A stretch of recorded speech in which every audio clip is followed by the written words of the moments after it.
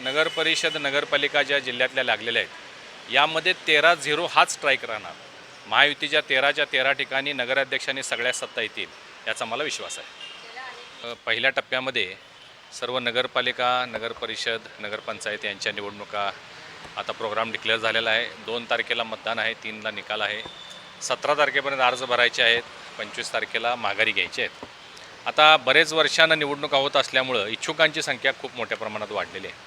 पक्षही आता पूर्वीपेक्षा जास्त पक्ष झालेले आहेत, म्हणजे ऑप्शन्स लोकांच्याकडे खूप आहेत आणि त्यामुळं चुरसही जास्ती आहे. यावेळच्या ज्या निवडणुका आहेत त्या आम्ही वरिष्ठांच्या निर्देशानुसार महाराष्ट्रात महायुती म्हणून जास्तीत जास्त ठिकाणी लढवण्याचा आमचा मानस आहे. कोल्हापूर जिल्हाही त्याला अपवाद नाही आहे. कोल्हापूर जिल्ह्यामध्ये 13 नगरपालिका नगरपंचायतीच्या निवडणुका होत आहेत. यामध्ये जवळजवळ सर्वच ठिकाणी आम्ही महायुती म्हणून लढतो आहे. काही ठिकाणी आम्ही वैयक्तिक भारतीय जनता पार्टी म्हणून सुद्धा 2 ठिकाणी आमचं लढण्याचा प्रयत्न सुरू आहे.